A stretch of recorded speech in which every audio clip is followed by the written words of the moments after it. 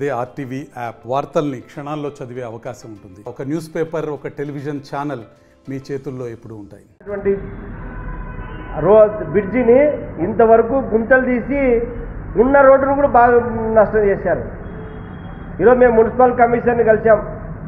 నిధులు లేవండి అంటున్నాడు. నిధులు ఎక్కడి నుంచి వస్తాయి? ఈరోజు నీ అనుచరుడు పంపతి వేణు రియల్ ఎస్టేట్ వ్యాపారం చేసుకునేవాడిని నువ్వు కమిషన్లు వసూలు చేయడానికి పెడితే నిధులు ఎక్కడి నుంచి వస్తాయి? నువ్వు న్యాయశాఖ మంత్రిగా, సీనియర్ మంత్రిగా ఉన్నావు. నువ్వు నిధులు తీసుకురావాల్సింది నువ్వు చంద్రబాబు నాయుడుతో, ముఖ్యమంత్రితో, నారా లోకేష్తో మాట్లాడి నువ్వు అభివృద్ధి మీద నీ పైన విమర్శ చేస్తే నువ్వు తట్టుకోలేకపోతే నువ్వు ఉన్నటువంటి నీ అనుచరుల మీద, ప్రతిపక్షాల మీద దాడులు చేయించడం, కేసులు పెట్టించడం, లేదా పత్రికా మీడియా మీద నువ్వు అవాకులు చివాకులు పెడితే మేము కమ్యూనిస్ట్ పార్టీగా దీన్ని తీవ్రంగా ఖండిస్తూ ఉన్నాం. పబ్బతి వేణి ఎవడు రియల్ ఎస్టేట్ వ్యాపారికి మున్సిపాలిటీలో బిల్లు అప్రూవల్ కావాలంటే అతని పర్మిషన్ కావాలా? ఇది ఎక్కడి న్యాయం? లేదా మైనర్ ఇరిగేషన్లో బిల్లులు కావాలంటే అతనికి కావాలా? అతని పర్మిషన్ కావాలా? ఎవడు అమ్ముడు పంపతి వేణు? ఈరోజు పంపతి వేణు ఏ సామాజిక వర్గం? ఏమన్నా మున్సిపల్ కమిషనరా, లేదంటే మున్సిపాలిటీలో ఏమైనా ఎంప్లాయా, లేదంటే మున్సిపాలిటీకి ఏమైనా నువ్వు రిక్రూట్ చేసేటువంటి అడ్వైజరా? ఎవడు పంపతి వేణు? ఏం అధికారం ఉంది?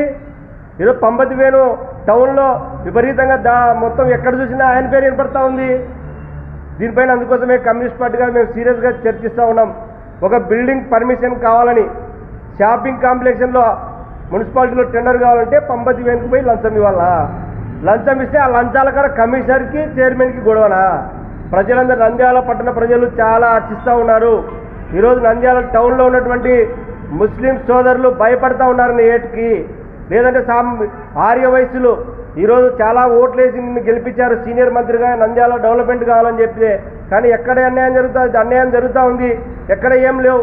నువ్వు కుందు నది పైన నీళ్లు వారేటువంటి బ్రిడ్జికి ఈ తార వేయించలేకపోతే నువ్వు ఏ మంత్రివి? మీకేం అర్హత ఉంది?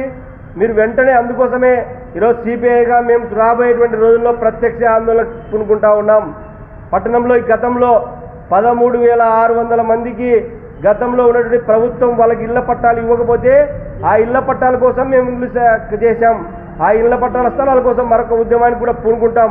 మీ ప్రభుత్వం ఇప్పటికే కార్యాచరణ ప్రకటించింది. ఈరోజు కార్యాచరణ ప్రకటించినటువంటి ప్రకారం మేము ప్రతి ఇల్లు లేనటువంటి వాళ్ళ గ్రామీణ ప్రాంతాల్లో 3 సెంట్లు, పట్టణ ప్రాంతాల్లో 2 సెంట్లు స్థలం ఇస్తామని చెప్పారు. దాన్ని నంద్యాల టౌన్లో అమలు చేయాల్సినటువంటి బాధ్యత మంత్రి గారి మీద ఉంది. అదేవిధంగా ఈరోజు ఒక ప్రతిపక్షాలు చేసేటువంటి ఎవరో విమర్శ చేస్తే ఆ విమర్శ మీకు విమర్శ మీద దాన్ని సద్విమర్శనగా చూసుకొని దాన్ని పరిష్కారం చేయకుండా ఒక మంత్రి స్థాయిలోనే నీ అనుచరులతో, మీ ఉన్నటువంటి తాబేదారులతో ప్రతిపక్షాల మీద దాడులు చేయించడం, ప్రతిపక్షాల మీద విమర్శ చేయడం కరెక్ట్గా అనేటువంటి పద్ధతి కాదు. మీరు సీనియర్ మంత్రిగా మంచి పేరుంది.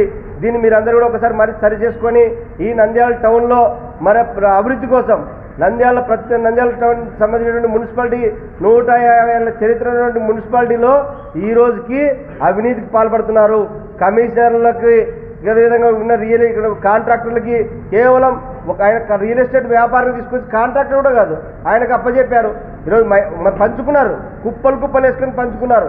ఈరోజు మైనర్ ఇరిగేషన్ ఒక ఆయన, మైనర్ ఇరిగేషను, విద్యుత్ శాఖ, అదేవిధంగా మున్సిపాలిటీ పబ్బతి వేణుకంట, ఇంకొక శాఖలు రిజిస్ట్రేషన్ శాఖలంట. ఇది ఎంతవరకు న్యాయమో అని మంత్రి గారిని మేము అడుగుతా ఉన్నాం. దీనిపైన ఖచ్చితంగా రాబోయేటువంటి రోజుల్లో ఉద్యమం చేపడతామని చెప్పి హెచ్చరిస్తా ఉన్నాం. మరిన్ని వీడియోస్ కోసం ఛానల్ ని సబ్స్క్రైబ్ చేయండి. లేటెస్ట్ అప్డేట్స్ కోసం వాట్సాప్ ఛానల్ ని ఫాలో చేయండి. అండ్ లింక్ డిస్క్రిప్షన్ లో ఉంది.